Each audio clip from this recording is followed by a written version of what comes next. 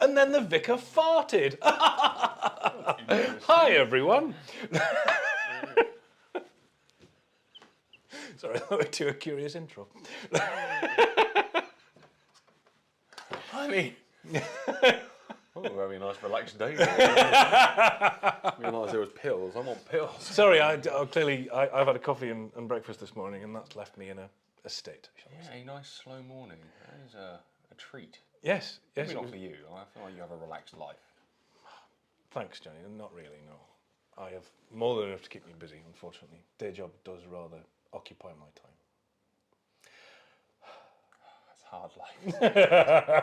I wish I was independently wealthy, honestly. I spend most of my life wishing that I had not been born to a different family, because I love my parenting, I love my upbringing, all that kind of thing. But wouldn't it be nice if they had, like, 20 mil? Does anyone not wish they were independently wealthy? Is anyone happy with their toil? Sasha, says he doesn't want to win the lottery, which I also know is just a lie.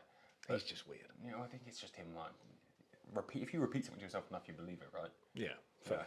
Yeah, he's I don't want to convincing win himself. the lottery because it just makes you lazy. I'm like, no, I don't think it would. I know him well enough, same as me. If I won the lottery... Yeah, you would still do.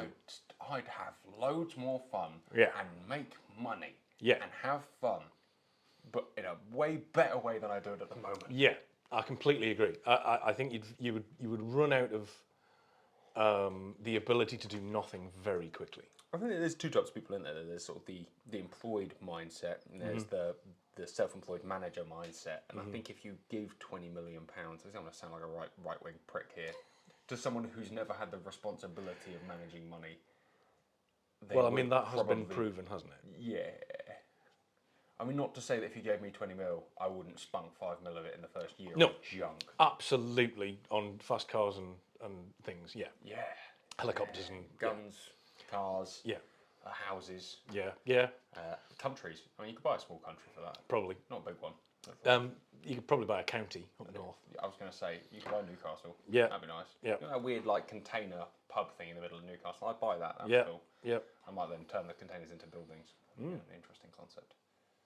Yeah. No, that's doable. Entirely. Hello, everybody. Hi, guys.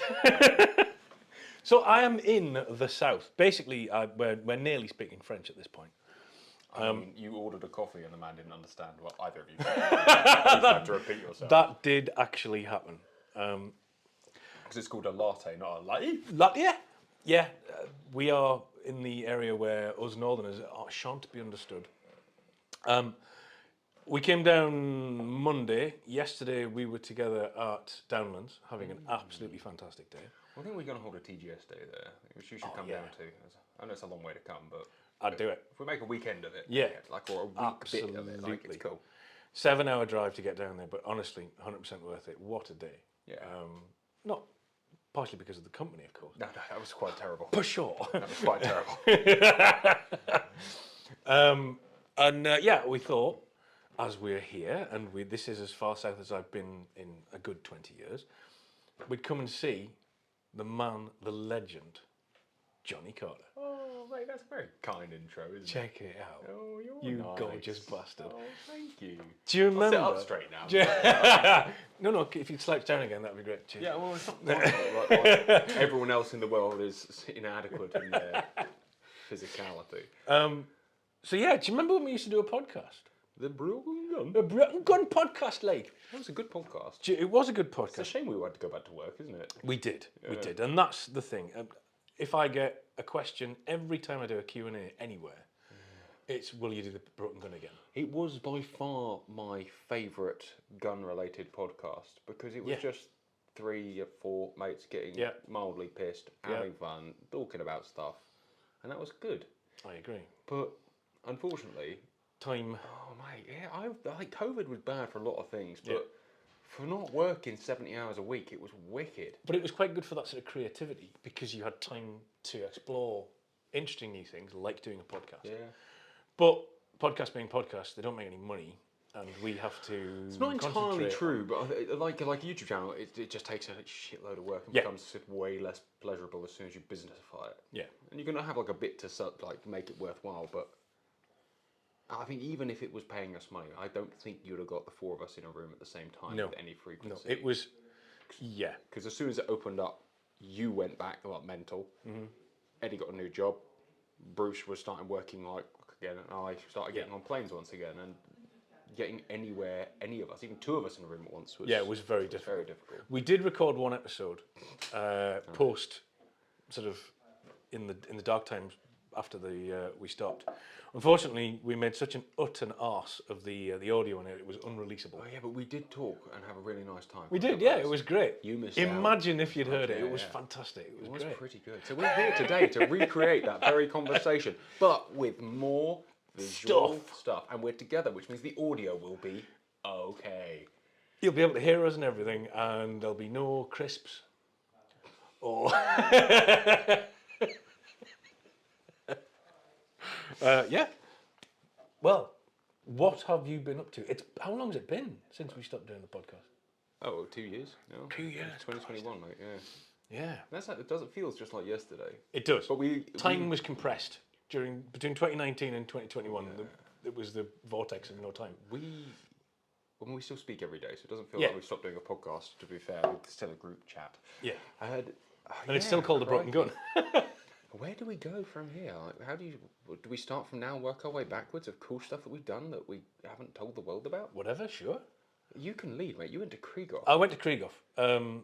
Yeah, so daft thing, John Henry at Bywell just fired a random text at me last year to say, do you fancy doing a road trip? And I was like, why I? He was like, do you fancy doing a road trip and we'll do some factory tours? And I was like, why I? But not in the expectation that was actually going to come off. And by a dint of planning and various other machinations, we were going to do Krieghoff, Blaser, Browning. Blaser didn't come off because of diaries. We couldn't get to the factory at the right time. We'd already made a commitment to Krieghoff that we were going to go there on a certain date. So we kind of had to pick. And I think the plan is we're going to go back for Blaser. But we did Krieghoff. We just spent, to be honest, I think we could have done another day in the factory and still not got enough B-roll. Still not got it. There was so much to do. They are brutal things, factory tours. Oh, Christ.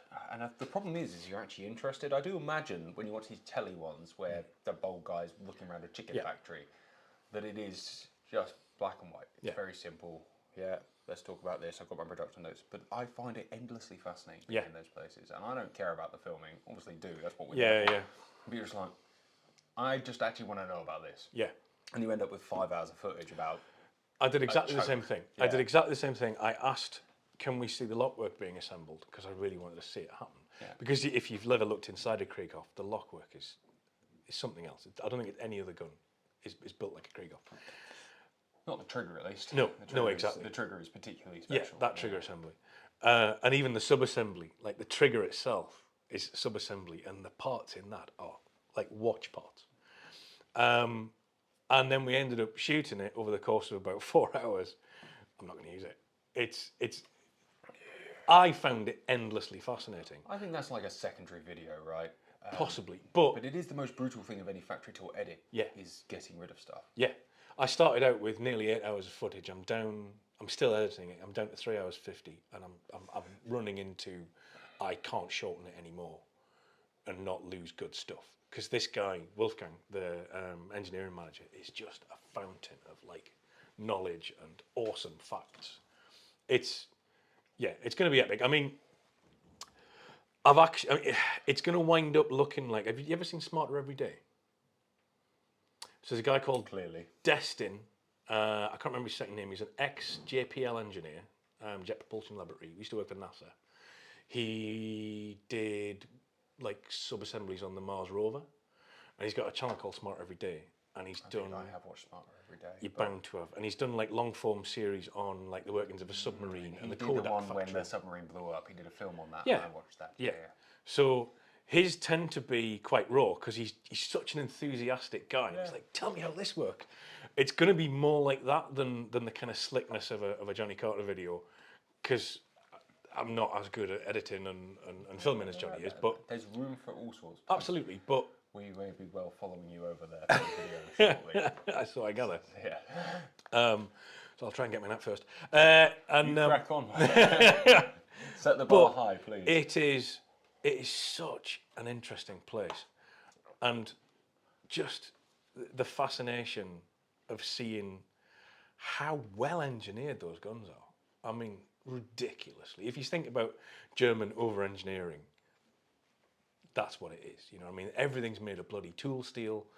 Everything is just honed to a fine point. As you'd expect at the price point. Yeah. Right, you're not going out and spending £13,000 for a plain unengraved gun for it to be made of buttery shite. Exactly. Like, you want it to be good. Yeah. Like, there's nothing about... And there's a few brands out there, and I own a few of them. Abbiatico and Salvinelli, for example, is butter. Beautiful, beautiful butter. I love shooting it. It shoots relatively well, but it's beautiful. It's got a finite lifespan. But but it's... You wouldn't take it to hell and back. And I feel like a Krieghoff, you probably easily would. Yeah, easily. It's just a fascinating place, and the people love it there. That was one of the things we noticed, was that the staff loved it. You could tell the gaffer cared. The place was well turned out. Everybody had nice daylight to work in. Conditions were good. They were putting in a new AC system. You know, loads of stuff like that. Their apprentice program was amazing. So I desperately want to go to a Turkish factory and see what See what it's like. Yeah, and Do you think it'd be like an American one? Like a health and safety nightmare? No, I reckon it'd be that. I forgot I even went there. Yeah. Maybe that was a experience. But I don't know. I do wonder whether... Because you got someone like Beretta, right? And everyone is genuinely proud to work for Beretta. Yep.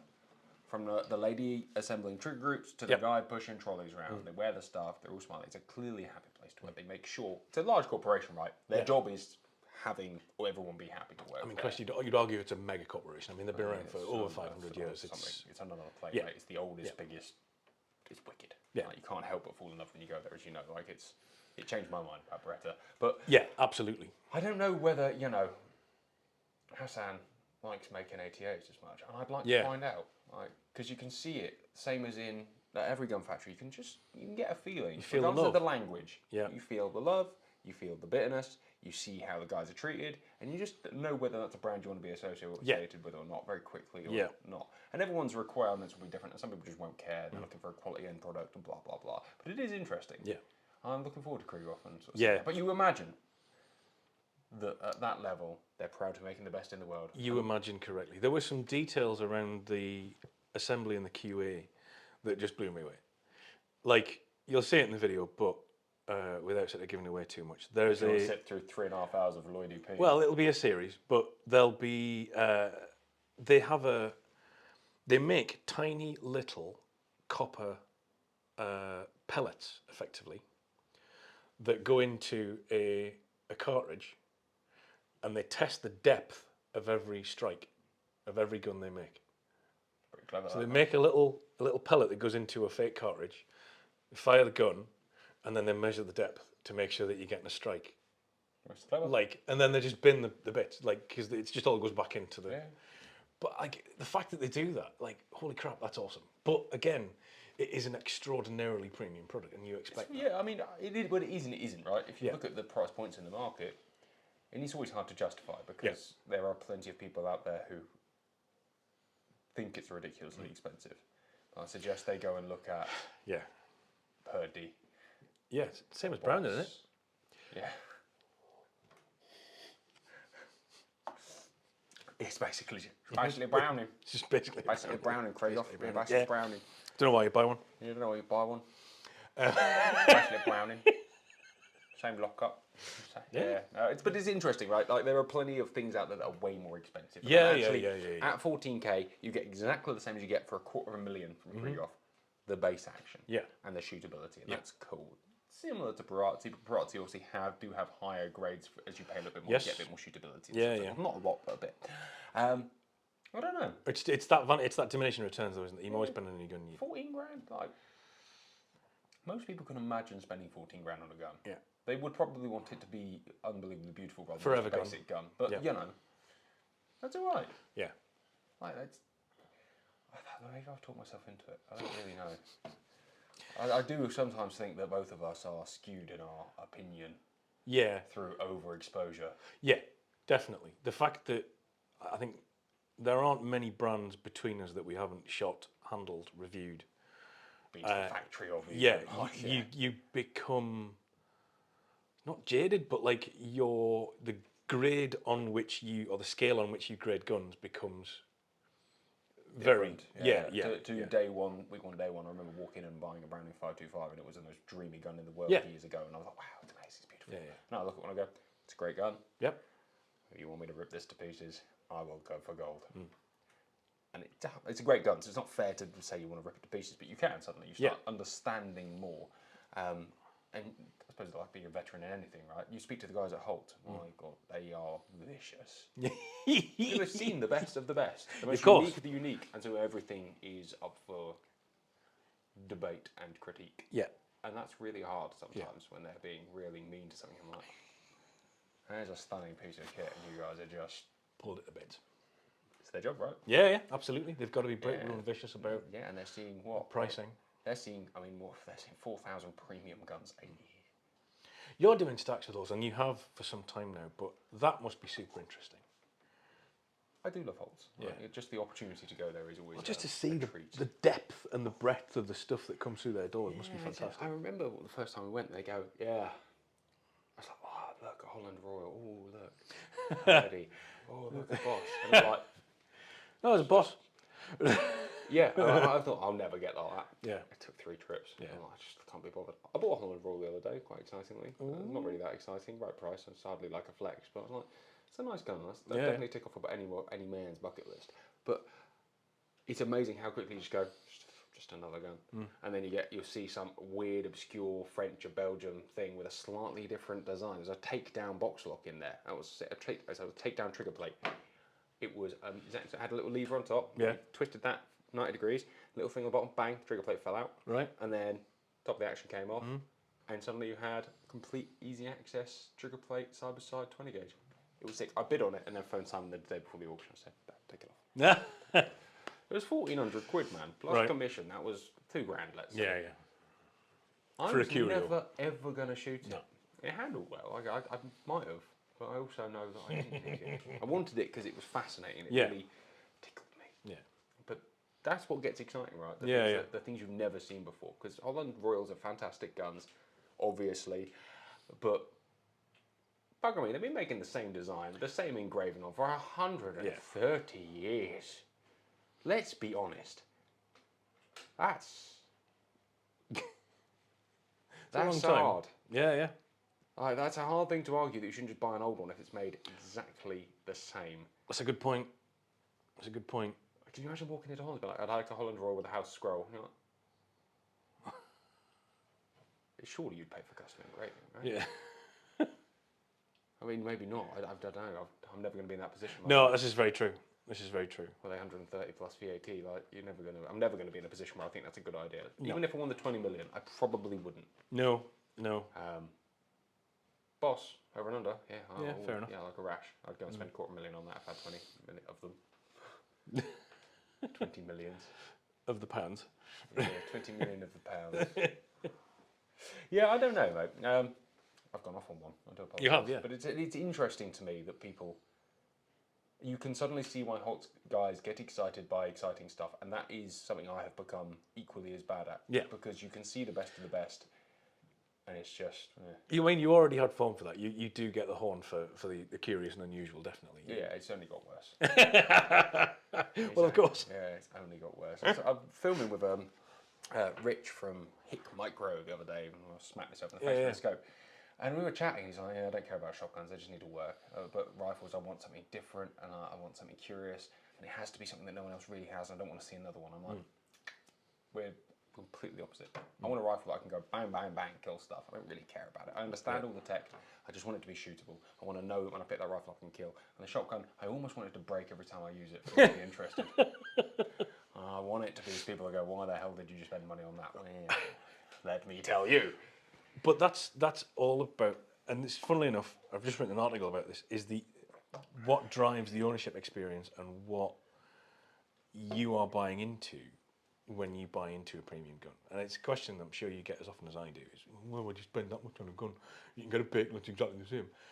Like, okay, you can buy a Casio and it tells the time. Or you could buy an AP Yeah, but you can also buy really cool Casios. Yeah, oh, yeah. This is the way I look at it. Yeah. I own many guns. Maybe we'll take some and shoot some after this. I'll take out some of the worst of my collection. They're cheaper. I guarantee you there's some guns in there I spent less than 500 quid on that Yeah, you'll yeah. go, fucking right. Yeah, yeah. Because you can get Casios that are equally Absolutely, epic. completely agree. Yeah.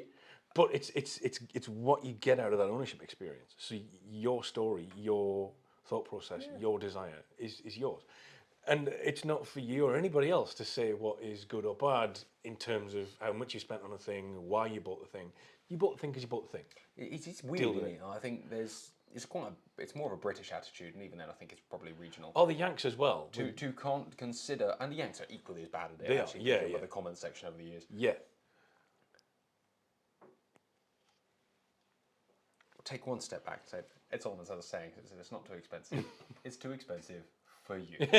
Yes. Yeah. It's true, right? Like, I don't have any money. No. I spend most of mine on a mortgage Yep. and keeping my family alive and myself alive. And I spend a bit on shooting. Yeah. It's fine. And I buy loads of guns and I'm happy. But You enjoy it? and like I said, just said, I really couldn't imagine spending 150 grand on a Holland Royal. But you know, if someone did, I'd be so happy for them. Yeah. Because it doesn't matter what is good to you. You should be happy for people to be happy. There's almost a thing of like, Maruku owners, as one. My God. Here you go. Let's hang myself on a cross. Well, speaking as a Maruku owner, yeah. Yeah. And I was just as bad. Yeah, yeah. Great value for money. Better than anything else for the price. All these things that it's almost like when you own a Maruku, you get a handbook of shite you're supposed to say, right? As you know. Yep. As someone who's shot one and been around them and been around the people who own them, you know. I know. I've been there. I'm the guy who said it like that. Shoots better than a Pattison for a tenth of the price. It's bollocks. Yeah. Like, he shoots well. But I also remember very distinctly when I first got the Longthorn and we went shooting at Thimbleby. And I got the Maruku out the car. Yeah, I And remember we went and that. shot it. And I was like, he goes, what do you think? Now you've like had a proper, because I've reviewed plenty of expensive guns at that point, but you've never really been behind one for such an extended period of time. That you get used to it. Yeah. I remember going, and he goes, yeah, it feels cheap is what you said to me. I said, yes, it does. And that's really awkward. Yeah. But you can get guns that don't feel cheap for no money. Yeah. And I'm going to take the Gamber out later and I bet money. Yeah. You go like, yeah, that's right, you. It's 300 quid or whatever, it was 390. Yeah. Anyway, that was my exciting rant for an hour. We were talking about Krieghoff. And then, So, I've been to Krieghoff. On the way back, we went to Browning at Liège to see the B guns being made, the expensive toys in FN, which is it's a curious experience. If at the risk of annoying everybody in Belgium, Liège is a dump. And then you go to where the FN. It's an industrial city, right? Yeah, yeah. It's Sunderland. It's It's Middlesbrough. downtown Birmingham. You know, Yeah. And then it's Middlesbrough, and it's had the heart ripped out of it because obviously it was a massive like war production centre with massive factories producing massive amounts of war material, and a lot of that is now gone. And when you drive into where the factory is, all of the housing around there is like these rows of terraces. You're right to say that the socialists killed it all off in the 60s in Liège. I'm not Much sure. like most of European sure. mass industry.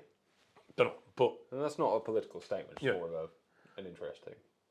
I don't know. But it's all the housing is still there, and it's really well kept. It's not like Middlesbrough where it's not, but it's like pretty little kind of streets, but it's all terrace, which is very unlike that region. And then you've got the factory, which is kind of big chunks of it are disused and going to wreck and ruin. Other bits have been like there's like a breaker's yard and like other industry has kind of bought into chunks of it. And then you've got the actual FN bit, which is very, very, very, very secure. I mean, you've been to Beretta, you know what it's like. They are making some big, gnarly toys there, and you aren't allowed to photograph where you're not allowed to photograph. I'd quite like to go to that part more than I'd like to go to the B-25 part. I kind of hoped we would get a shot there, but we didn't. Yeah, I wanted to have a go on an M2 or a 249 or something of that nature, but yeah, no, we weren't allowed in there. And then the bit where they build the expensive toys is, I would describe it as almost like a theme park. Living history. Yes, it's almost like Disney World for gun making. Unnecessarily old-fashioned, almost. No, I wouldn't say that. It's all trad gun making, and it's not necessarily old-fashioned. It's just the way it's laid out is Designed for to tourists. to display to buyers. Wow. So it's almost like a museum. You've got a square of all the gun benches around the outside, and in the centre there was like displays of motorbikes and stuff that were made in the FN factory. An old kind of Clearly not a conducive place to very make bloody guns. Right? very very clean, and then all of the sort of the gunsmiths. And that's where they're being made, right? Yeah. All they're filing them and they're doing all the engraving and everything in there. Those are old fish. You'll see. Yeah. You'll see when I finally get the video out. But I mean, they've been talking about us going out there for a while, but I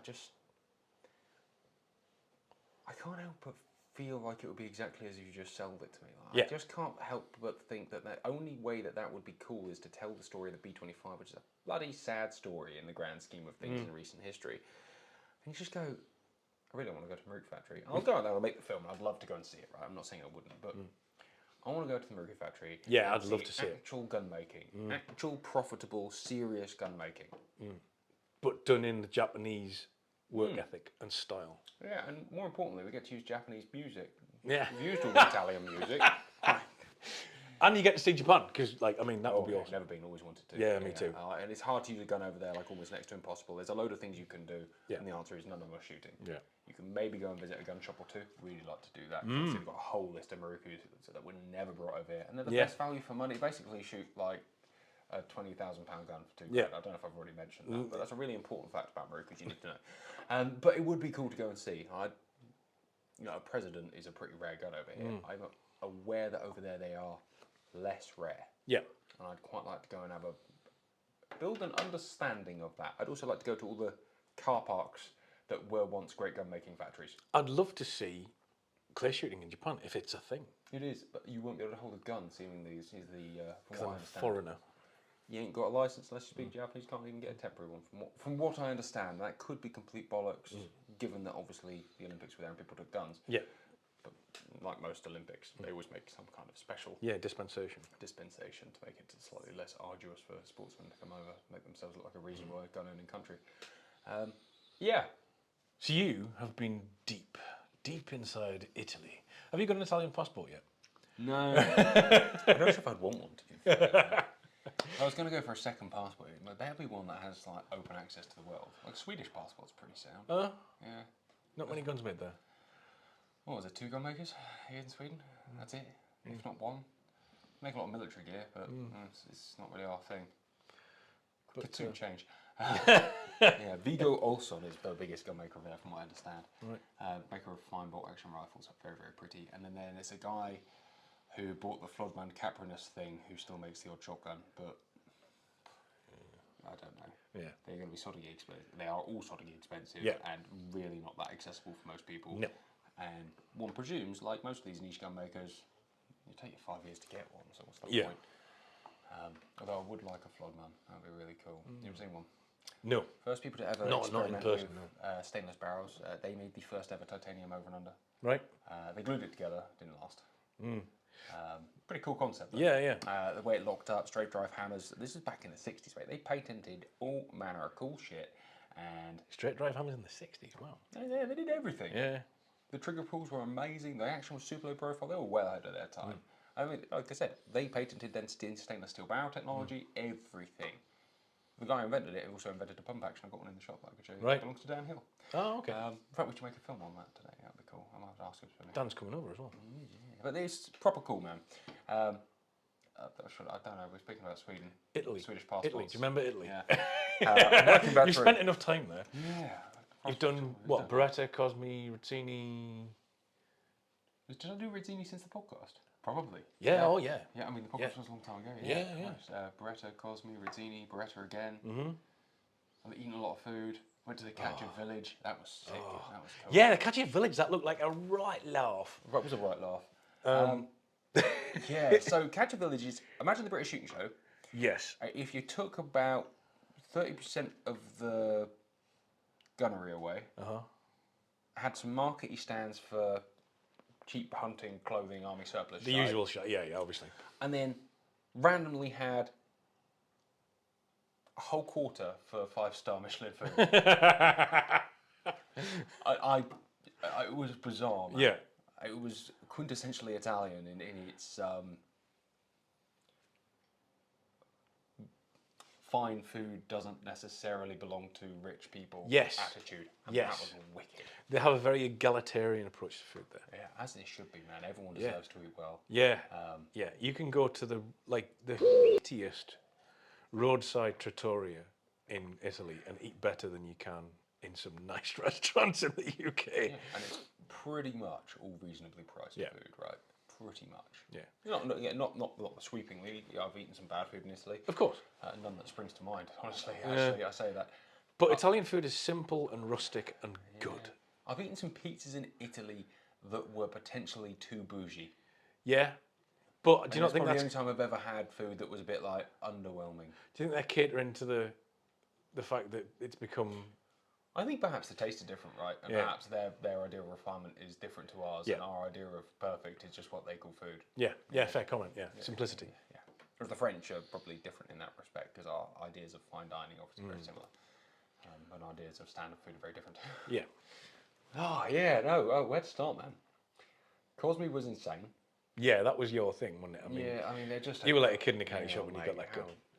How can you not be in love with a gun? That is the most unnecessary gun in the world. If I won the lottery, I would go there and buy myself a 28 gauge semi-automatic. Right. And I would just shoot it for the rest of my life. I'll buy 2 or 3, so I can have 3 shots. Yeah, fair enough. And then I'd have a load of tungsten loads made up by Hull, and just sit and blast away with it every day. And I'd be like, oh, you don't make a 28 gauge bio wad? Well, here you go. Have £500,000. Make me them. Yeah. Off you go. Yeah, that would be cool. But it's insane, man. Like, that is like stupid stuff. That shouldn't exist. I think one of my favourite moments in any of your videos is the absolute joy, childlike joy that you had shooting that Cosme at that shooting ground in the dark. Rizzini, yeah. Oh, mate. You were just so happy. It was nice to watch. What's not to be happy about? Yeah, a mountaintop thing. It was our first ever factory tour. That's a lie. Our first ever proper foreign factory tour. It was an amazing experience. It's the first time we were ever... That sounds like really conceited then. Given some respect for our position or for our ability, or... Because often in the early days, and still today, plenty of people just treat us like a couple of idiots. Yeah. And that is fine. I don't really care. I've got no ego. Well, I've got a bit of pride, but not much. But it was the first time that people, they understood the value in what we were there creating. Yes. And really facilitated our happiness at every turn. And that was really weird to me. Yeah. Back then, and still is today, although I think that I probably have become more demanding. I get it. I'm not more demanding. But you've gotten used to a level. More importantly, I know what makes a good film now. If we're somewhere filming, actually us having an easier time of freer access and a better working relationship will guarantee a good end product. Yeah. Anytime people throw up barriers, it just makes a worse film. Yeah. You know that. Yeah. You know, as soon as someone throws up a barrier in the way of your production, it kills the energy for one. Yeah. And secondly, just it's a creative process. It needs to be fun. And if anyone ever gets in the way of that, 100%. that's always a no from me. But that was the first time it was actively facilitated. It was our first proper epic film. We've made some pretty good ones before. It was our first factory tour that was epic. It went exceptionally well. In terms of scale, yeah. Oh man, I love that. But yeah, mountaintop shooting range. Yep. After having filmed all day, 1 in the morning, 3 or 4 beers, fine food. Do you want to shoot the Cosme? Yeah. Never been that happy. That was great. And then I shot it well. Like, it was all just a win. That was a win. And then I bought one. Yeah. With you. That was awesome. And then went to the factory. That was fortuitous. That was a moment of serendipity. I do feel like a moment like that God exists. Yeah. Like, for all the bad luck that happens, that was a good portion of good luck. That gun had been sat there for about 6 months with a deposit on it. Yeah. And I knew it was there, and I knew you wanted it. And I was like, Paul, has that guy paid for that gun yet? And obviously he didn't. He had no intention of, so... Yeah, well, like most things, if a Cosmic comes up, everyone scrambles over it because they're so rare in England. And lots of these people don't have a firearms license, no intention of having one, but like the idea of saying they've owned it, touched it. And it's probably less of a niche now that we've spent If you hours know, you know. bleating on about Yeah, it. yeah. Yeah, Cosmic was fantastic, man. Like that gun, all hand fitted, no parts are interchangeable. Yep. And now it's obviously a pain in the ass, but going back to what I said earlier, it's nice to have a gun that's completely Unique. and impossible to repair when it breaks. Like, but they're not that they break, to be fair, they're unbelievably reliable. The quality of parts is fantastic, and they've been making this thing for 100 years, for God's sake. Like, it's absolutely fine. Rizzini was wild. I enjoyed Rizzini. You've been to Rizzini? I have, yes. Yeah, you've been to Rizzini. Rizzini have used a lot of outworkers. Yes. So that's kind of cool in itself. They use less now, but that was a real insight into a big gun maker. They're a funny old kind of, because there's a bit of a dichotomy between the really nice high-end custom stuff that they do and the very kind of mechanized, just kind of at a relatively small scale by comparison to Beretta, who do the same thing, but at a massive they've scale. got multiple factories. They're custom shops. What, 5 guys in a room, and they are turning out world-class things. That side lever side by side they make, I'd own one of them. Was it about 20 grand? Did you see that? There was a boss action thing with it was like Jesus or something on it. The devil gun. Serial number something. Yeah. Yeah, I made him an offer on that. It was just so creatively engaged. Yeah. Again, probably won't shoot it. I probably have shot that. I might have got like new barrels made for it in 32-inch and probably not have 666 in gold on the barrel. And then there's some kind of weird feeling about just having the devil on your gun, regardless of how religious you are, that could be construed as a bit weird. Yeah. And so I didn't buy it. Right. Although there was a good deal on it. It was still a huge amount of money. But for a fully hand engraved custom gun, it was acceptable. It's Giuseppe's personal gun, right? It's obviously up for sale. Yeah, I like that. Philippe was such a good guy as well. I mean, he's a nice guy. There's nothing not to love about beautiful other man, do you? He is a bear of a human being. He is. And he loves like a bear. Yeah. Not the way that came out. But you know what I mean. It's just, man. Yeah, he loves like a bear. Yes, where were we? Yeah, a Beretta, mate. Where do you start?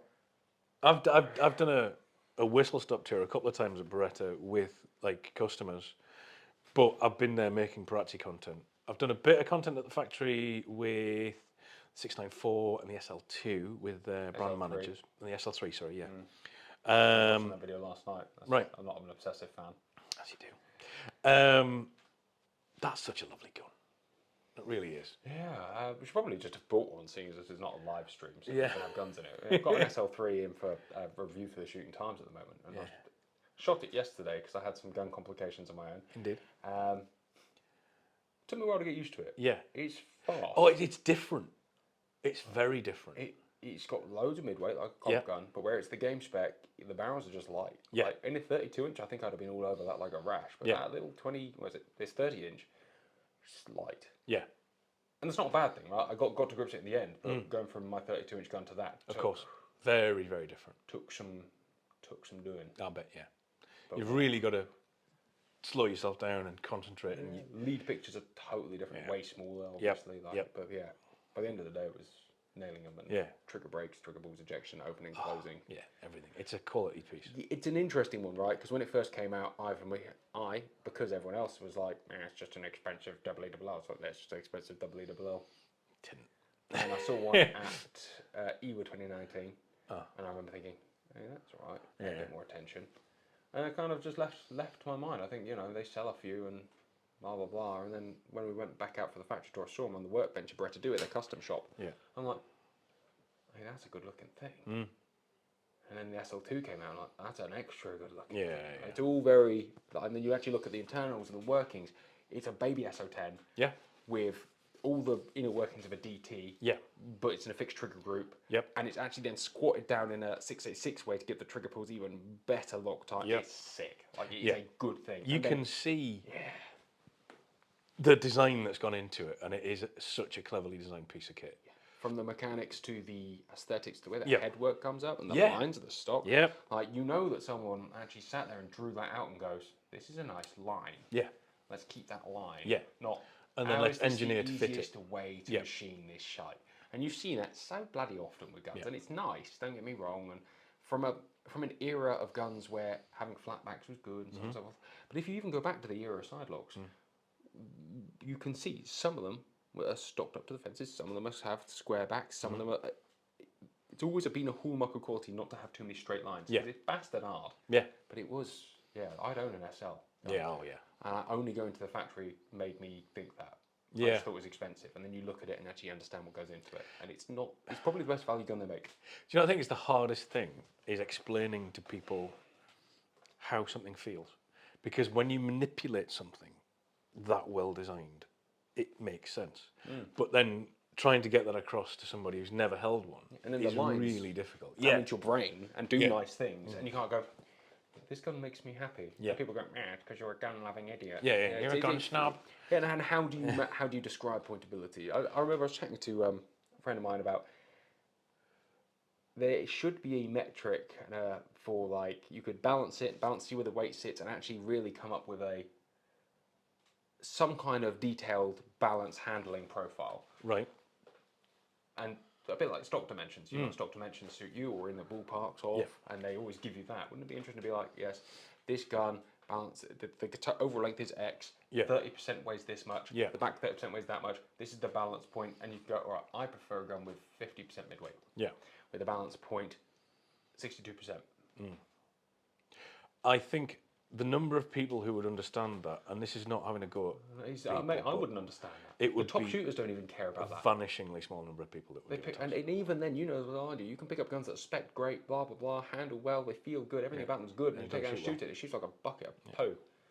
And it's bizarre. The first time I shot a K80, I hated it. I mean, there are a lot of K80s that are hard to shoot. Yeah. That one I took up and filmed with you that day, I was going to yeah. buy that. I probably should have and stuck new barrels on it, knowing what I know now, but yeah, I just couldn't shoot that for toffee. It just turned out it was a one that had been spec'd for somebody with the weirdest taste in balance and and the point of impact and all that kind of thing. yeah. I find that difficult.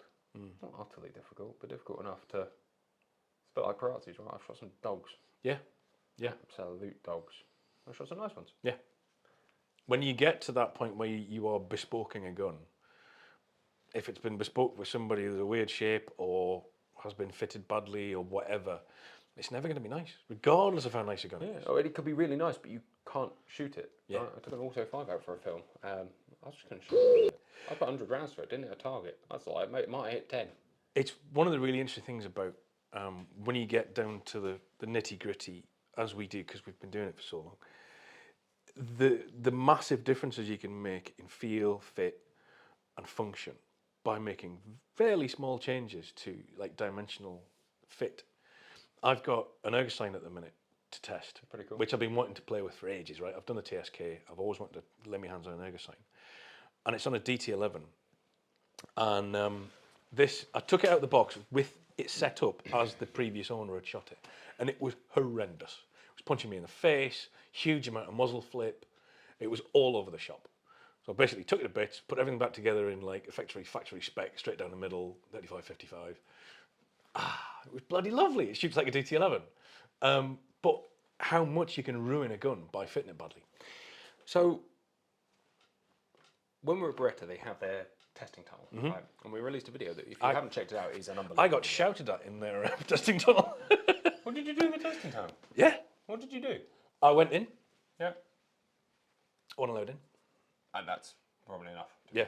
I got shouted at. Yeah, I can appreciate that. There was a range and all that. customer went in. I went in with him to film him, and I got shouted at because none of the customers allowed in. You have to get out. I appreciate that. It's not as relaxed as Perazzi, let's say. No, I doubt that it is. Yes. I mean, I've never been to Parazzi, but I doubt that it is, right? Yeah, it's a much more kind of ciao, hey, let's go. Felt like it's a bit like coffee was. Do you want a coffee? Do you want a brandy? Yeah. It's 10 in the morning. Yeah. Of course you want coffee and brandy. Yeah, what are we doing? Their testing tunnel, so every barrel, I'm sure you've seen the video. Yeah. It's a huge shuttle as well. Obviously. They have a recoil sensor that goes in your shoulder that tests pressure, so you can see how much it's flipping, because you get That was an amazing bit of kit. how much pressure you get, how it peaks, you can Yeah. see the full graph. It's insane. That pad is like... Geek question, what's the measuring frequency? Like how frequently is it taking a reading? Is it like It's live. picoseconds or? I have no idea. But it's completely live. If you push your finger on it, you can see it Right, moving okay. up and down with as much regularity as you push your fingers. Yeah, okay. And I couldn't tell you how frequently it is. All right. But one would presume it's what? Pretty bloody quick. But it's got to be 0.1 of a second. Yeah, okay. Because it's totally live. Like it's a smooth graph to your eye, and if it's smooth to your eye, it should be then 24 beeps a second, technically speaking. Probably faster. Because we see in 24 beeps a second. And then they have a slow-mo camera at 3 meters that records patterns. And I didn't really get that until you realise that, or was told, and I can believe this, if your pattern's no good at 3 meters, it's very unlikely to be good at 40. And so they're looking at, they've done enough testing to understand that one equals the other. And they don't care about the random arrangement of patterns because every cartridge is different, but they're looking for is consistency in that ball, tails, flips. Well, realistically, they're only going to be responsible for the pattern out to a certain point, and after that, ballistics take over. So if there are deformations in the shape, weight, size of the balls, they're gonna spread differently. But if you can control it to X, then Y will take care of itself. Yeah, and they said they have done testing at long range because it's such a long shot gun. You can't tell jack. You put it on a pattern plate and do that. But what they found is actually that terminal energy testing is the best option. Right. And so they've got this top secret. I'm definitely breaking some rules here. Terminal energy thing. It is a plate on 2 bearings of pipe. Right. It's very, very much nicer than that, obviously. Yeah, it's made by them. And you shoot the plate and it moves back X amount. Yeah. And the laser rangefinder from the point you're shooting that tells you how far it's moved back. And that was the most fascinating thing for me. The recoil was interesting. It was all interesting. It's not all fascinating. It was all fascinating. It's not all not interesting. But for me, more death. Yeah. That's the selling point. Yeah. Why don't they tell you there's more death? I'm a hunter more than a clay shooter. Yeah. And if you could tell me these barrels will kill birds better. Yeah. Because you get 20% extra terminal energy. Yeah. That's a huge selling point. 20% more terminal energy is not 20%. There are no figures, but there is a positive increase in terminal energy. It's insane, man. Yeah. But can you imagine going in there with all manner of cartridges, chokes, and then, it's my real thing, from the recoil perspective, I would love to go and get a gun fitted using that pad. Yeah. Yeah. And the problem is you've got to have it on a big sponge, so you get a flat face for it to go against, or else you damage the sensor, and the sensor's like 6 figures, so they're not looking to do that. So don't do that. But imagine the sensor was cheaper, and you could just have it strapped to your shoulder, and you could go boom. Or if you had the sensor built into the gun somehow, like a kickies, but with better, or kickoff with better measuring thing, you could shoot, bang, and you could genuinely see muzzle flip, recoils, peaks, positions, be like, all right, we need to cast this in, you're getting too much on the outside edge, let's push it in, all right, the dial, click, shoot, bang, perfect, sir. Wow, that's a right cool thing. Yeah. Completely pointless. But can you imagine, like, actually having science in your gun fit? Yeah. And, well, if any company's going to do it, it's going to be Beretta. I mean... Yeah, I think even then, like, there's no accounting for talent, unfortunately. And most talent teachers will go, yeah, that fits. Then go and shoot, and then you'll bring it back and maybe tweak it by a millimetre here or there. And actually, that whole thing would be very fascinating from a research perspective, maybe, to understand what's right and wrong. But that's probably it. I would also love to run every other company's guns through that machine. Because no, they have. And I obviously didn't see those. Sure, results. and you're not allowed to see them. That's all I'm saying. Yep. It would be nice to publicly show those images. I feel like that would probably cause a hell of a lot of damage. Of course it's going to cause division, right? Yeah. You want that. It's cool. Anyway, Beretta was So amazing. Beretta. I have become a right Beretta fanboy from someone who didn't give 6 f***s about them before. They were good, but I sold them for so many years, it became boring. It's like selling a VW Golf. Yeah. It's a great gun. We'll never see you again. Yeah. Because it doesn't break. Yeah. Doesn't need servicing. Really needs servicing. Doesn't need servicing. They're just a bit too good. And they almost got more exciting to sell someone something edgy that would break. Yeah. And mostly because welcome back, sir. You know what I mean? It's more exciting to sell a old MX-8 or something completely wanked out. Because at least then, sorry, I shouldn't be swearing on your channel. But there's a pigeon in here. But it is fascinating to me that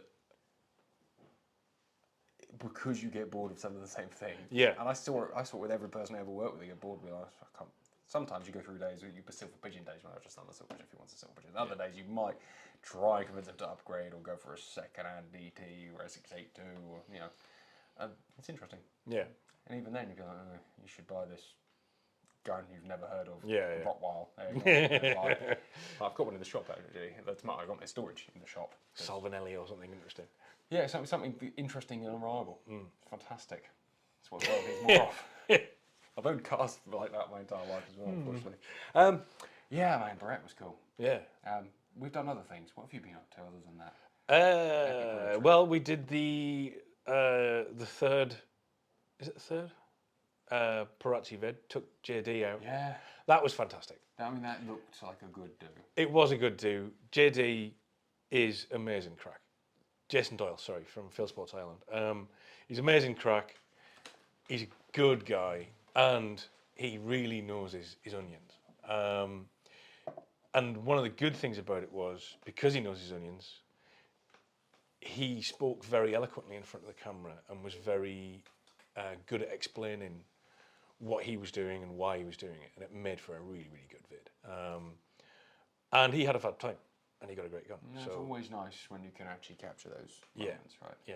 Has he still got it? I know he likes to change He it does. pretty frequently. He does indeed still have it, and is still enjoying it. Yeah, he got rid of his pair and got the Parazzi, and he loves it. So, and he got it quite custom. He wanted a HT, but he wanted MX woodwork, which they did for him. So it didn't have the HT style impact, which is the 45-degree forend, the line. arc, Yeah. and the S curve in the neck.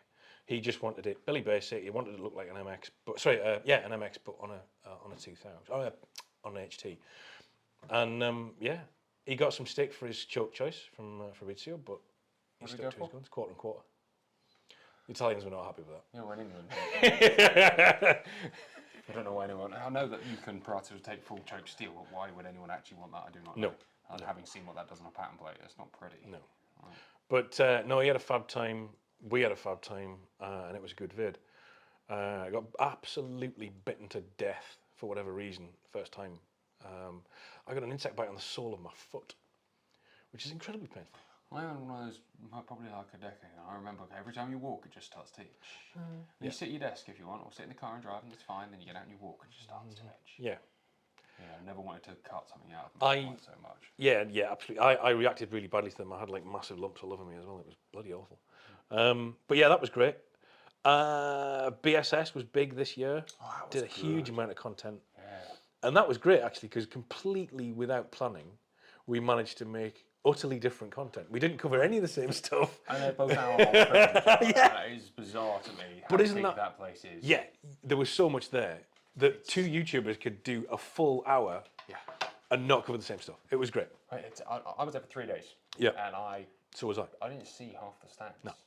And I wasn't taking it easy. No. It's funny how people can go to those things, buy tickets now, to go out at lunchtime and say they've seen it all. Yeah. I bored don't use there. the R word, but I do feel like these people are retarded. You can't be into guns that much if you can go there for 3 or 4 No, hours. there's no there.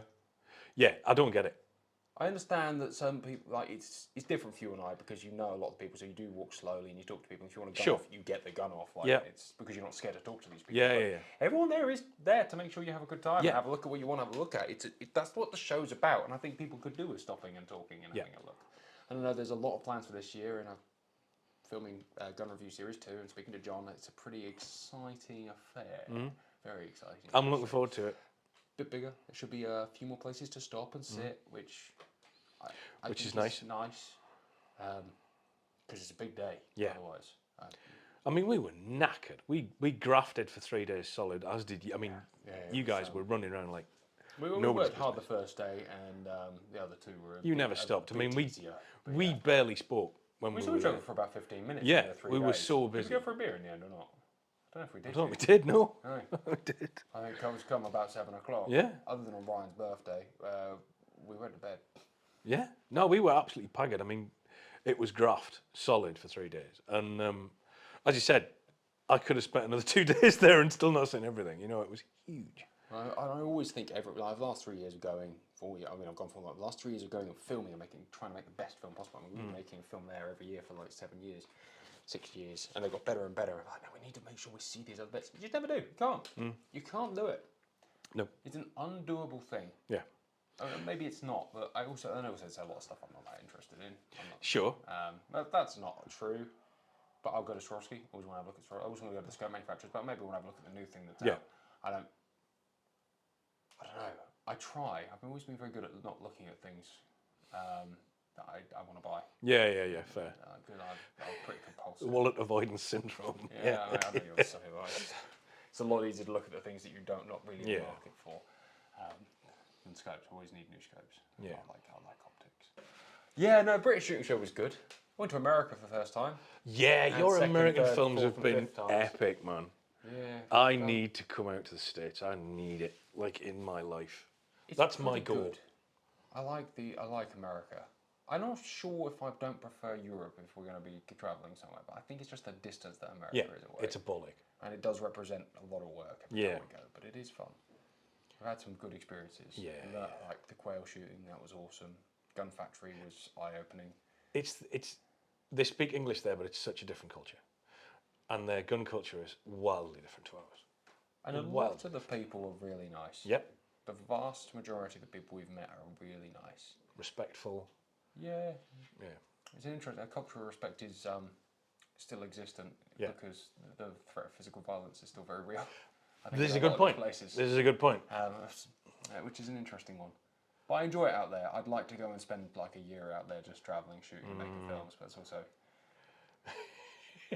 the reality of making YouTube videos is they cost a lot of money to do the really big ones, and they're reliant on sponsorship, YouTube payments, and membership payments, which do go a long way.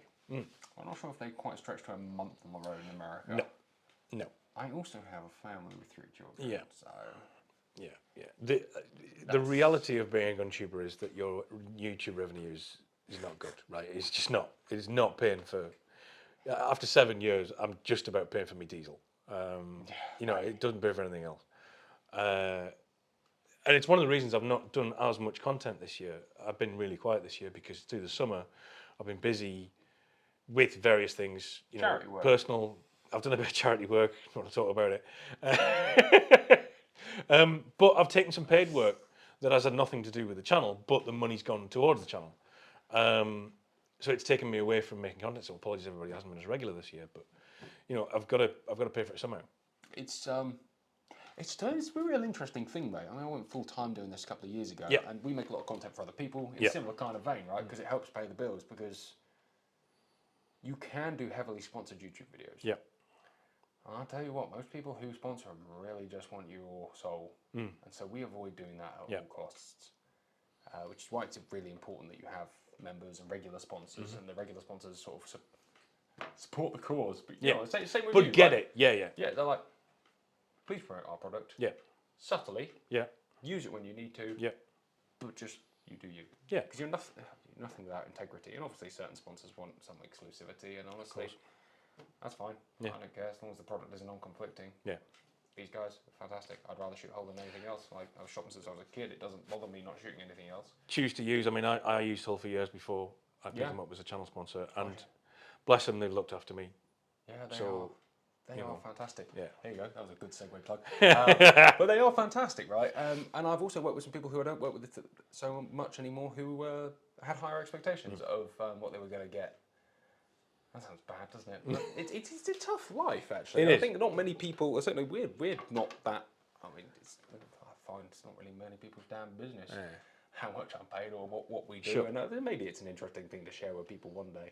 But it is an interesting thing. I think people really firstly assume that all YouTubers are raking it in. Yep. And they are. If you've got a million subs, you get a million views a vid. That's all right. But even then, also, if your content isn't firearms related and therefore being demonetized. Yeah. That's pretty rough. Yeah. You're not even demonetized, but partially monetized, effectively. What was the other day? It's not even a penny a view, like. Yeah. I mean, if we were doing cooking content or fashion or makeup or some other whatever DIY. If you were a beautiful 23-year-old fashion makeup, I'd pay for your membership. Well, I'd be doing it as a full-time job, right? Because you could afford to. Yeah, very quickly. But this is hard graft. You're not getting a lot of money. It is. You do not get into YouTubing if you think you're going to become not like. Not go YouTube at least. Yeah, is yeah, the absolutely. answer. But there is good fun, mate. I must admit. Oh, I yeah, have a 100%. great time of it. Yeah, but, no. I'm very blessed to have the life I have. We were just saying this yesterday. We get to do workload is things. insane. Yeah. But we get to do things like yesterday, where we go to Downlands and have an absolutely fantastic day, make some content. But like, that's not an experience that I would have had otherwise, and that makes it Went worth to the it. Krieghoff factory. Yeah. Pretty epic. Beretta factory, Pattison factory, Yeah. Browning factory. It opens a lot of doors, and that Yeah. counts for a hell of a lot. Yeah. And I'm happy to have concessions that I'm not as financially well off as some of my friends. Yeah, I yeah. have to work significantly harder for the fact that I get to live the dream, Yeah. the same as you. Yeah.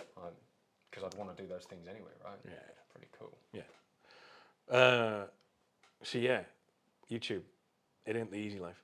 I absolutely love it. I think I absolutely love it. But you have to love it to love it. Sash will probably If that makes sense.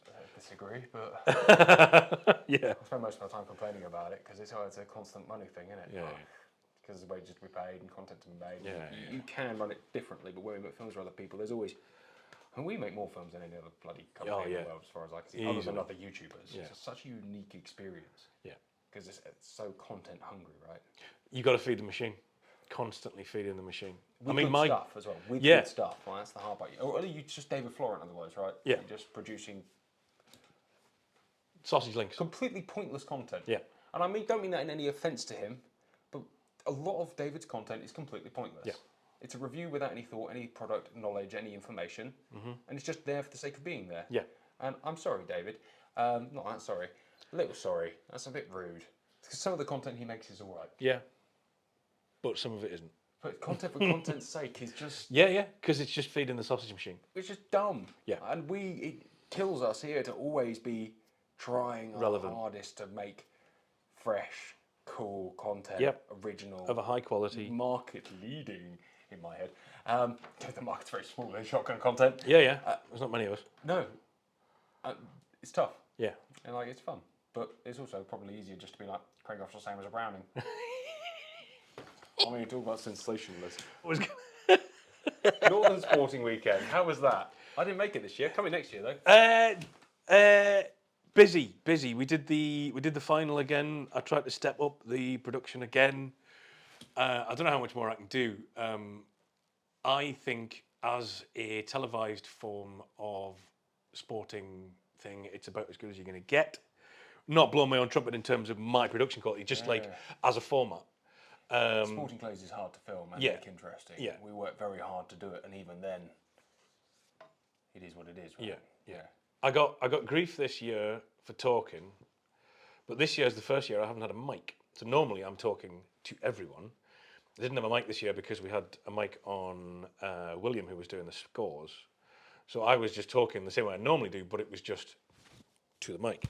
And I got a lot of comments saying, I wish that guy would fucking shut up. I was like, well, no, it's part of the... It's commentary. Yeah, it's part of the deal. Yeah, let's watch football for 90 minutes or football matches with no commentary. Yeah, oh, well, he's talking behind the shooter. Well, if the shooter can't hack it, then tough. It's part of the format. It's the good thing about rally plays, I think, is that I've reached out to Simon. It needs a commentator. Yeah. It's fun. You need to talk people through what's going on. And and let them understand. Otherwise, you're just watching. It broke it. He missed it. He broke it. Yeah, I don't know. Clay shooting is so far behind the rest of the world. Yeah. That. It needs to be darts because darts is fast. There's a lot going on. Yeah. There's Golf. Same kind of thing. Yeah. Golf and sporting clays are very similar. A lot walking around and really boring to watch. quite fun to do. Yeah. Cricket, same. Yeah. And huge online, kind of televised following. T20's become massive. Formula One is huge, and they've invested a lot of money to make them watchable. Yeah. And it's interesting to me.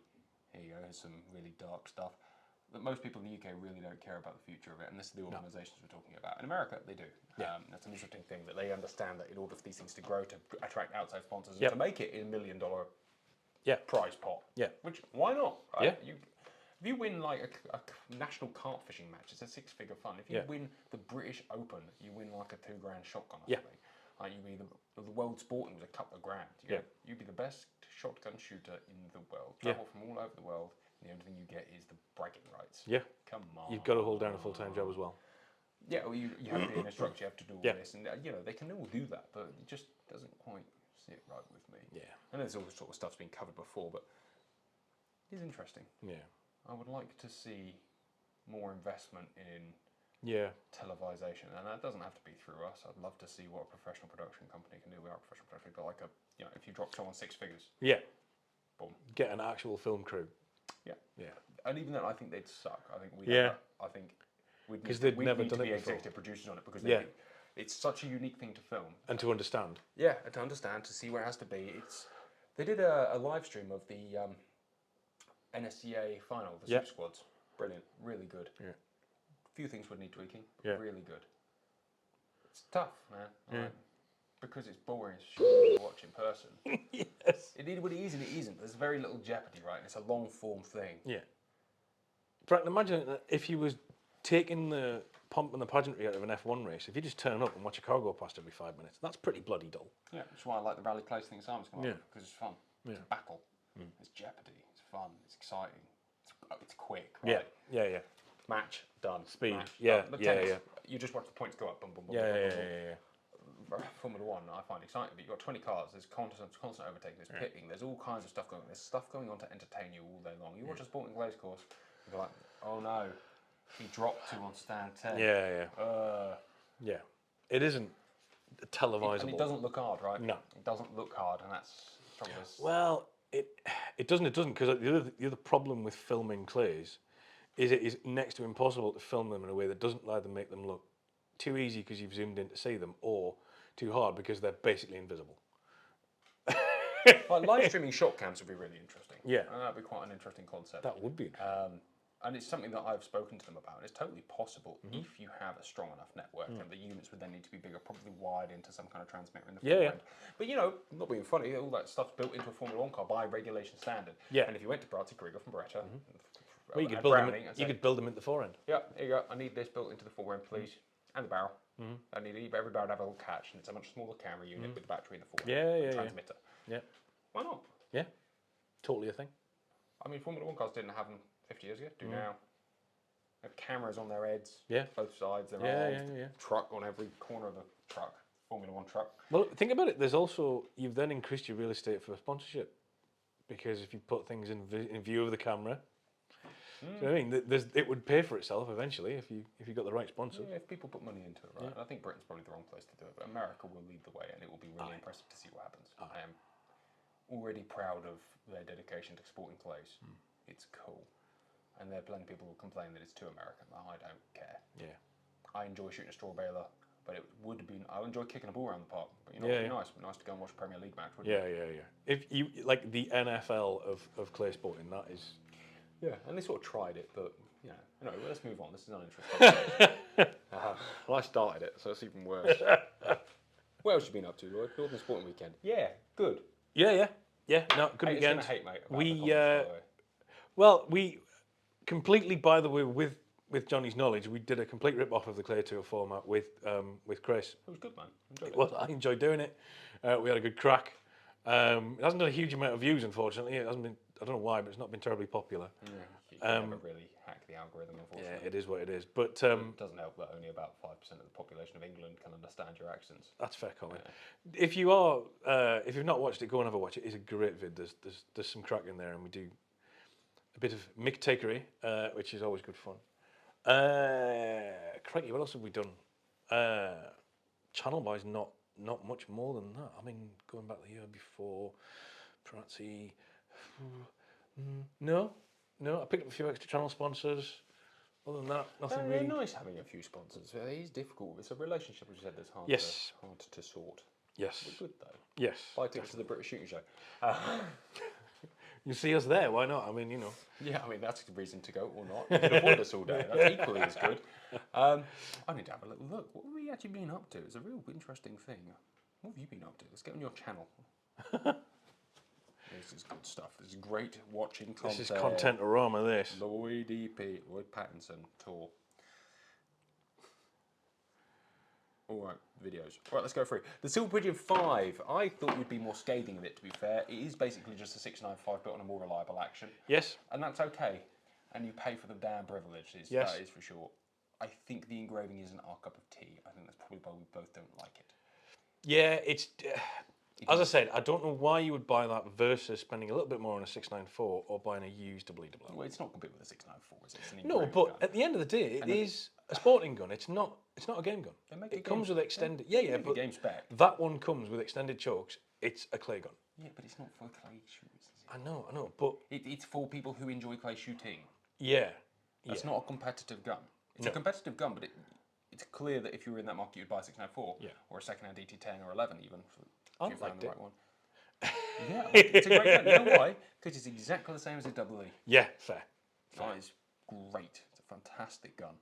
I just think it's about as adventurous as a trip to the shops. Yeah. And I think that, given our comments about what we both like, that is for a person who is taking their first step on their journey. Yeah.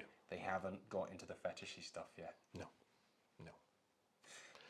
Talos Ford Ranger Raptor, new sponsor? No, but they are going to lend me a car for a little while. That'd be cool. Want to do a series of car reviews, basically, but for the shooting community, effectively. So, mate, I approached a few companies about that when I was getting my last truck. Mm-hmm. And the general response was pish poor. Something like Talos, a lot of the custom companies are probably the way to go. I went direct to manufacturer thinking, I'm not looking for anything. Well, I'm hoping that if I can get one or two of these in my belt with a couple of the models that they make, I can use that as a foot in the door, like for, like going to a Isuzu or, Ford or whoever. Yeah. There's plenty of reviews of these things, but not useful to your eye. All the truck reviews in the UK are very, very workmanlike. I can fit a pallet in the back. Yeah. It's if you look at the Australian channels, the American channels, they're done more from a generic perspective. Well, because you buy a truck in the UK because it's a low benefit in kind truck. That's why most people have them, right? For us lot, we buy them because basically they're one of the few capable off-road vehicles that you can actually buy these days without mortgaging your house. 2 guns and a slab of cartridge in the back and a dog. What more do you want, right? Yeah. And they are cheapish. Eminently practical. Zolly Kronos M Sport. Did you like it? I thought it was okay. Yeah, I thought it was... It's all right. A touch overpriced. It is a Zolly. Yeah. I'm going to burn bridges in this chat. I would have done it. Yeah, it's a Zolly, man. Like, I don't think they're overpriced. I do think they're a quality product, but their marketing is just off. Yeah, and they are aware of that. They know that. Yeah, good. I see. I've spoken to them, and they seem to be acutely aware. Yep. Not a lot about changing people's wider impression. No. I was talking about doing a factory tour out there, but it did went a bit quiet. A lot of things went quiet after you released the Beretta video. Yeah. I think a lot of people were quite intimidated by the... I mean, honestly, we went overboard on that video. Oh, yeah, you went big. 3 times as long as we should. If you're going to be a bear, be a grizzly. People accuse me of brown nosing. They're the greatest gun maker in the world, pretty much. It's undeniable. What are you going to do? And once you've been there, it's hard. Yeah? I've got track record of slating them. Yeah. I take it back. Yeah. I don't care. I have egg on my face. And their factory is the biggest, coolest place. Perhaps other than Browning, Muruku. I'd like to go and see what that is like. And I love the fact there's smaller, cool niche makers who probably do certain aspects better. Yeah. But you can't help but be in love with that. No. But Zolly, I'd like to go, but they went a bit quiet after the Beretta bit. Right. I should probably chase them up. But it would be a cool thing to look around because they are technically very advanced, right? Technically. Yeah. Lots of hard gold. They're well screwed together guns. There's no two ways about it. Yeah. There's a hangover in the UK that Americans don't seem to understand because I get grief every time I review one. The market doesn't trust them in the UK.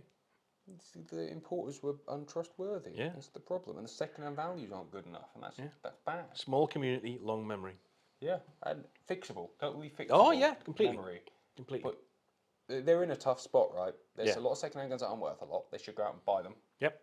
And get rid of them. Or at least go and support brands. Yeah. Export them to America, make some money, do something like that. But support the brand, build the brand up. Because, there's plenty of premium guns that are worth a lot less. But the prestige of ownership is high, so it's okay. Ferrari, case in point, right? Second-hand values are lower than you'd lose a more percentage than you would if you bought a Silver Pigeon. But the prestige and enjoyment of ownership is intangibly high. Yeah. And so people continue to buy them because it's a great product. Yeah. And the second-hand value, because they're so custom, is low. Because that's just the way it is. Because you're buying somebody else's gun, effectively. Yeah. And, and these second-hand values of Karate and Krieghoff fluctuate Yeah. I mean, what, 5 years ago, a second-hand Krieghoff wasn't worth a lot, and now they're basically the same price as No, I a mean, new one, right? They've shot up. I got mine for 5.5. I think it was. Probably worth 8 or 9 now. Yeah. Yeah. Yeah. Exactly the same order. I sold it for what I paid for it. Yeah. You know what I mean? It didn't lose me any money at all. No, and that's pretty wild, right? Yeah. No, I like those little step-up ribs. I've Yeah. always been a fan. I've got a few guns. No, as it shoots but well. It is. Was it $6,000? 5 and a bit. Yeah, something like that. You know, at the price point, it's not overpriced. But No. with the market the way it is, it won't take. That's exactly the point. It is a well-made gun. It is probably worth what it's worth. But to get the traction that they want, they need to underprice. They need to do what Citigherini did, which is come in super aggressive with their pricing, ultra hard with their warranty support. Yeah. Marketing. Yeah. So you spend a lot of money telling people it was great. Yeah. And Zolly just seemed to sponsor a few shooters and chuck the odd paper advert out. Yeah. And I do feel like a significant splash would be a much more interesting way of doing things. And it's not bad. What they do would work if they weren't working from a deficit. Yeah. I'm sorry, Zolly, but we're allowed to speak candidly. We're an hour long into a podcast. You're probably not even watching. I'm sure someone will send them and be like, watch 1 hour 21. And that's fine. Yeah. Yeah, cool. Crack on. I stand by what I say. It's not unfair. Brunelli Montefeltro, genuinely one of the best guns I've shot this year. Yep. Fantastic bit of kit. Fantastic bit of kit. Does everything you need in a shotgun. I'm a big Benelli fan, as you know. I've got an M2. You've got a Benelli. They are unburstable bits of kit. Lightning fast, but super accurate. I know it sounds stupid, but you can just be pinpoint with your placement with them, I find, for a very light gun. Yeah. I found it faster, better. I preferred the 4-inch shape. I prefer the soft close buttons. It is an improvement, a vast improvement with, what, an extra £100 over the old one. Perfect. Agreed. No drama there. Really good bit of kit. I hate the phrase, but I'm using it anyway. Yeah, no drama. Quite like to go to the Benelli factory one day. I said, I am contemplating, I want an A400. Yes. I shot one at the Beretta Worlds, and I enjoyed it. I then shot 2 or 3 subsequently, belonged to mates, and I was like, it's a good gun. They are cracking. And I don't know whether I prefer it to Benelli or not. That's the thing. I think I shoot more consistently with it. I probably shoot more heroically with a Benelli. Yeah. But that's not the point. Yeah. The A400 is such a good gun. It is such a good gun, especially. What did I review last year? Was it the Extrema 2 or whatever it is, the one with the recoil system in and all the rest of it? Extreme Plus. Yeah, that's the fellow. What a cracking bit of kit that is. I think I reviewed that like 6 months ago. Yeah. It's unbelievable, man. Yeah. Like, bit big and heavy. Yeah. A lot of things. But just proper smoker. Yeah. And it's got what was interesting is all the Americans love that as a duck gun because it's got I don't know, sound like a right sponsor little pimp, but I'm not. He's got the Stelium Plus barrels, which evidently from the tests we did are superior. They are way superior with steel shots, especially, and they have to shoot stuff with steel. And steel doesn't kill as well as lead, and any advantage you can get, and we're talking tangible percentage more depth energy downrange. You can see why it's popular. Yeah, it is. That's quite a clever thing, and what I'd like is for other companies to show that they do that research too. I think, and then I'll gush about them. Yeah. Anyway, we spoke about Pro Sport and Final Northern Sport. We only did 7.5k, mate. That's totally all right.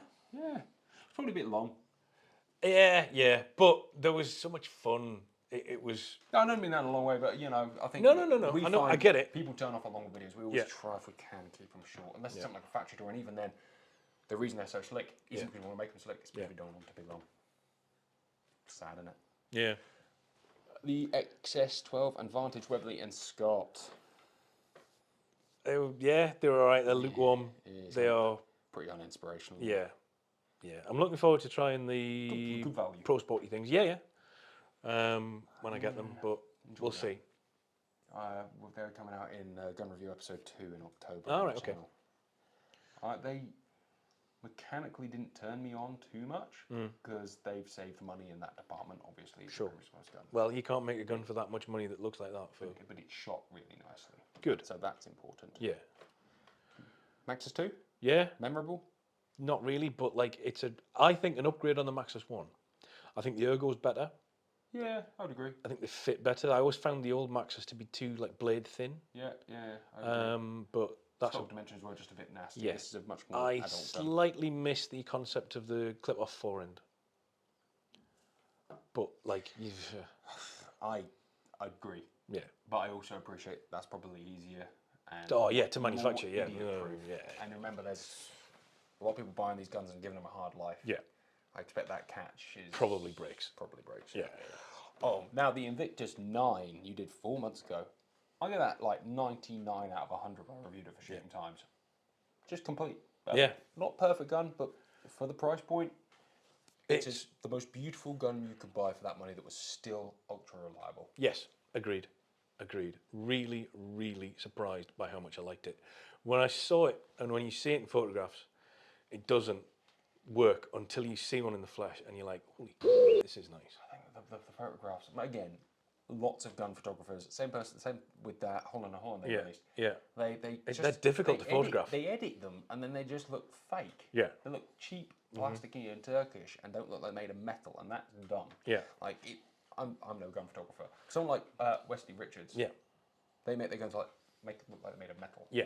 And that's an important thing. I think a lot of people smooth the images too much. Yeah, just reduce the clarity. But No, as a gun, looks great. Shoots great. If anything, I thought the handling was better than the standard Invictus because it's a bit more nimble, whilst the weight's retaining a that. little bit in the middle. Yeah. It's a little heavier than the standard. I've absolutely nothing bad to say about it. No. Nothing bad to say about it. I'm not like the biggest fan of the fake Damascus laser engraving thing on the side. No. But it is what it is. It's probably better than engine turning dueling or whatever it's called. Yeah. And I just think the Longthorn's got that like pattern grid on the side. Yeah. I feel like a grid would have been nicer. It might be a bit too much, but it serves the purpose. It holds oil. It does what it does. It does what it does, and it is definitely cool. Definitely cool. But it felt a bit weird, you know. I don't know. I just didn't get that. That's sad. 486 Deep Scroll. That's yours, isn't it? No, I've got the previous one. I've got the not older Deep Scroll, NES. yeah. Yeah. Good gun. Yeah. Same gun. I like different it. Engraving. I like it. Christ. And then we're back to Elos N2 RS. that has gotten so much traction. I've gotten so many questions about that. 55k, mate. That's a big hitter. Yeah. It's certainly a gun that people are excited about. So, yeah, I was pleased with that. Value. Break along. It's more like a CG. Yes, definitely. And that's not a bad They used to thing. be cheap, right? Yeah. And now they're not cheap anymore, and they are. I mean, they're pointed straight at the guts of Beretta Browning price point wise, and saying we offer you more spec. I don't honestly think they're as nicely finished a machine on the outside, but the specs are higher in terms of shootability. You know, sharp edge here or there is by the by. We must talk about the Dirty Lion. I mean, I think there's 5 minutes 41 of you going, it's a gun, isn't it? Yeah. Yeah, you weren't in love with that. I was not in love with it. No, that is not a well-designed piece of kit. Dare you lion, why? Yeah, we had some fun doing that. I dare you to try this. We're doing a good time. If only I'd thought of that. Yeah. That was a good thing. I enjoyed that. You've done a lot of content, mate. You say you've not done a lot. You have done a lot of content. Yeah, I wish I could do more often. I wish I could do more. I wish I could do like a weekly release, but I do as much as I can. Life gets in the way, unfortunately, so it is what it is. It's, it's amusing when people don't know that I've got no other full-time job. Yeah. Right, not making 2 videos a week every week, plus Yeah. other content for others, members content. Like, just making 1 video a week is a task, right? I'd love to do a membership thing because I've got Patreon and I've got like 6, like ultra hardcore. You could be the 7th. Ultra hardcore patrons. How much is your downhill? Patreon? Yeah. It starts at £2. I still surprised my membership's $2.99. People go, what do I get for it? It's Like, $2.99. That's cheaper than a coffee, man. I give the patrons early access when I can because sometimes I make stuff and release it like I'm literally finishing editing and then releasing it straight away. It's down to the wire most of the time. But the being able to do a membership thing where I could give people exclusive content, I mean, that's just a dream I can't. Well, we suck at it. Yeah. Generally. Yeah. it's hard. You're making as Keeping it much as you can. And somewhat interesting. that's the thing. You could churn out garbage for the sake of having garbage out there, but then We do the odd easier thing, but even then it takes finding it, learning about it, and I have a good knowledge of guns, but not so much that I wouldn't spend an hour or two having a good read up, research, and find out any dark secrets about something before we film it. I don't know. I don't know. you do what you can, don't you? You do what you can. I think you do great, man. Thank you, sir. I enjoy your content. Well, I enjoy yours. Evidently, from the red stripes on, I'm about 50 to 60% of your content I enjoyed before, inevitably getting distracted or leaving. Fair enough. About Fair that. enough. But what I've done is started watching yours and most other people's in 1.25 speed. Yeah, It's way I more listen to consumable. podcasts like that. Depends on the podcast, right? Yeah. There's one particular American hunting podcast that I listen to in 1.5, and Yeah. it's still pretty slow. Yes, it's funny when you. Sorry, this is boring, but if you listen to a lot of podcasts because you do a lot of driving, and you get used to listening to it at a certain speed, and then you hear it at normal speed, it sounds super weird. Like the music sounds wrong. I love Reed Bryant's podcast, and he did one the other day. And at the beginning, he goes, "I've been told by a few viewers that I need to speak." I'm like, no, Reed. The reason I love listening to you is because you're like from the northeast. You're super motor mouth by American standards, like totally easy on the ear. For us, it's still quite slow. Yeah, And then I listen to a few guys from Georgia and the surrounding area, and I'm like, it takes them 15 minutes if it's a sentence. and the way that they speak is often less direct. Yeah. Which is sometimes fun. It's an enjoyable thing to talk, but to listen to sometimes it does. Yeah. It's way more polite, way more formal in their speech, which is cool. But it sometimes needs to be played in 1.5 times. Yeah, well, fair enough. Like this video, for instance, I'm sure. Yeah, I don't know. We both speak quite fast. That is true. That is true. And we both have accents that are unintelligible to most people in the world. We are a pair of motor mouths. Mate, I've thoroughly enjoyed just catching up and going through some stuff. Fantastic, as ever, man. Thanks very much for having me. Should we go shooting? Shall we have a shooting? No, shooting. Let's have a shooting.